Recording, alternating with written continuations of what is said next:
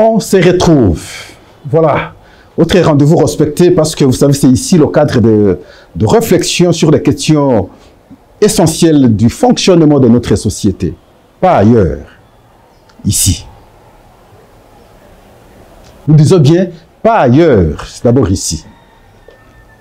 Aujourd'hui, nous abordons une question en rapport avec nos textes qui posent problème. Nos textes qui nous consomment du temps. Et alors que nous avons des urgences, la question de guerre nécessite, question de guerre à l'Est bien entendu, nécessite aujourd'hui que nos institutions soient installées pour qu'on y fasse face. La question de l'économie de notre pays nécessite l'urgence. Mais on a l'impression comme si le temps est congolais. Nous passons tout notre temps pour des procédures, pour des formalités. Et pourtant, le mandat, c'est de 5 ans. Maintenant, c'est le deuxième mandat du chef de l'État. Nous abordons cette question parce que nous avons estimé à notre niveau que 4 mois sont en train d'être perdus comme ça. Parce qu'il faut respecter telle procédure. Il faut faire ceci et le temps passe. On organise les élections en décembre. Le chef de l'État prête serment, je crois, janvier, début janvier. Jusqu'à ce jour, aucune institution installée. Et les conditions de vie deviennent aujourd'hui difficiles. Pourquoi les institutions ne sont pas installées? Simplement parce que vous savez, à l'Assemblée nationale, selon nos fameux textes que nous avons en termes de loi, les députés nationaux, une fois élus, ils se retrouvent à l'Assemblée nationale, ils constituent un bureau provisoire que nous appelons communément bureau d'âge. Ce bureau d'âge est composé du plus âgé et de moins âgés. Qui a 3 objectifs, ou 3 missions alors. La première, c'est la validation des mandats. La deuxième, c'est la rédaction du règlement intérieur. Et la troisième, c'est, si vous voulez, l'investiture du gouvernement. Alors, qu'est-ce qu'on constate aujourd'hui? À l'Assemblée nationale, on prend tout le temps pour la validation des mandats. Vous-même, vous aviez vu comment on a pris tout le temps. Et alors qu'il suffisait simplement, en toute réalité, s'il fallait rester dans l'urgence, avoir la liste proclamée par la CENI et les différents d'autres correspondances plutôt au niveau du Parlement. Et à ce moment-là, ça allait faciliter les choses pour qu'on identifie qui a été effectivement proclamé par la CENI. Tout en attendant la dernière proclamation de la Cour constitutionnelle en termes de confirmation définitive des mandats des députés.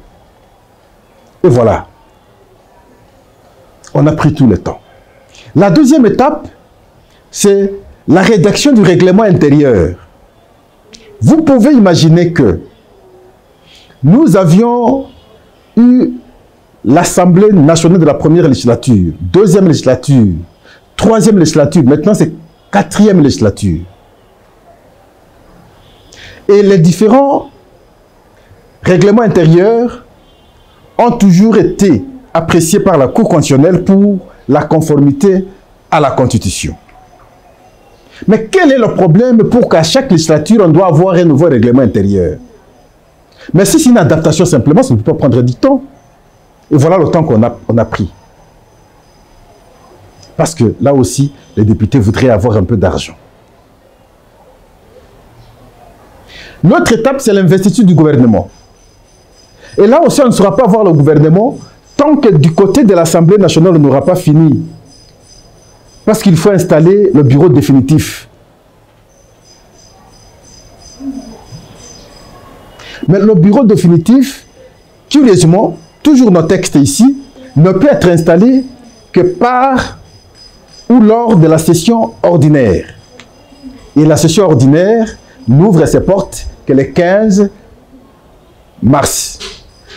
Lorsqu'on aura ouvert les portes de la session ordinaire, Il faut imaginer le temps de déposer les candidatures, le temps d'apprécier ces candidatures, le temps de battre les campagnes, le temps de faire l'élection et le temps que ceux qui seront élus apprécient ou comprennent le fonctionnement de l'Assemblée nationale pour que finalement on soit en mesure d'investir le gouvernement qui sera déjà, en tout cas, publié par le Premier ministre qui sera choisi.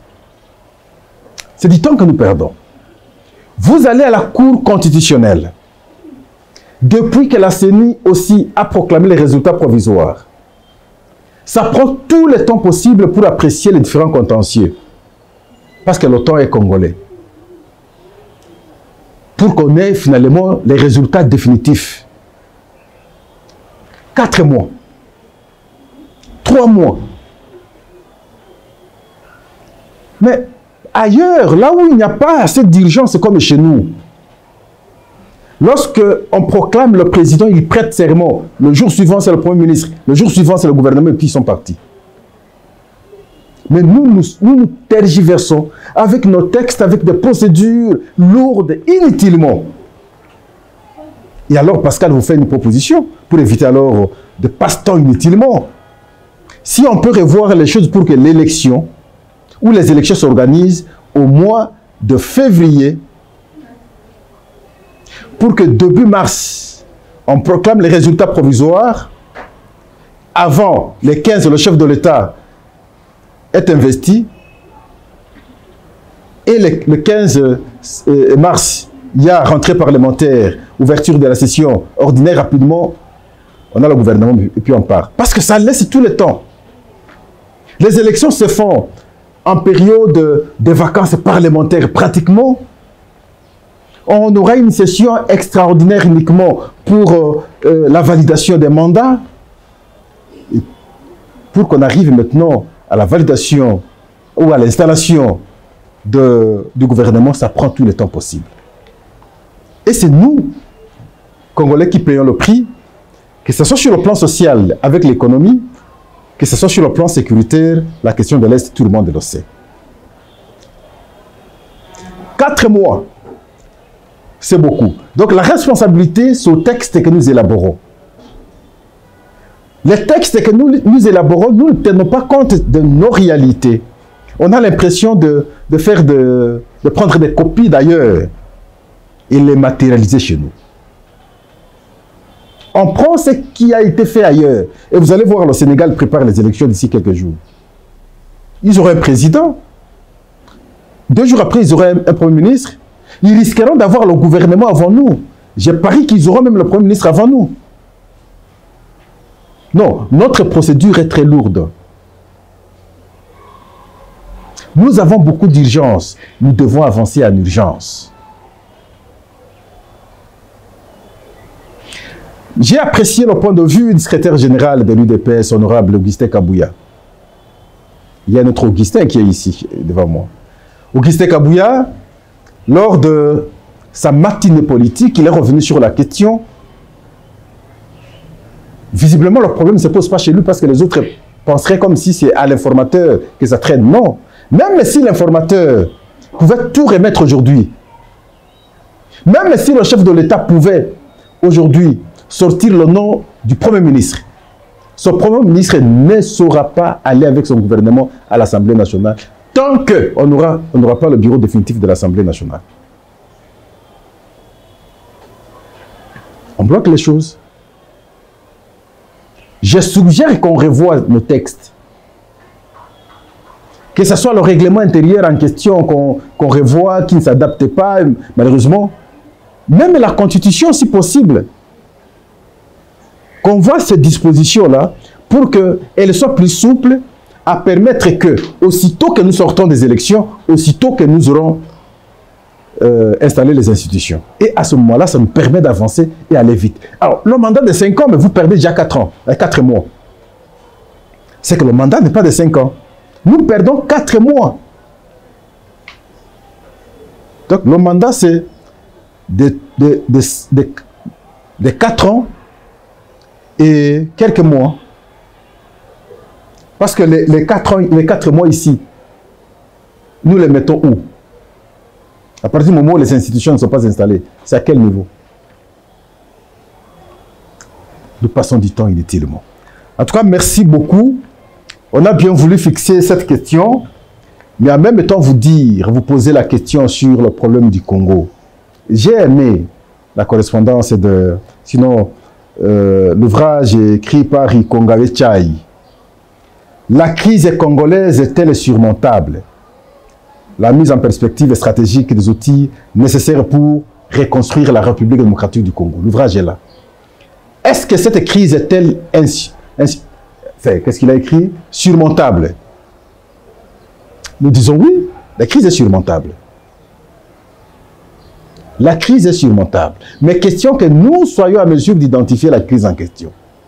Que ce soit sur le plan sécuritaire. J'ai aimé ici parce que toutes les références sont là. Prochainement, nous allons en tout cas exploiter les différentes correspondances collectionnées ici et pour que on cherche la solution sur la résolution de cette crise en République démocratique du Congo, sur la sécurité et sur l'économie. L'ouvrage est là, c'est Ikongawe Chai. C'est l'édition Monde Nouveau, Afrique Nouvelle.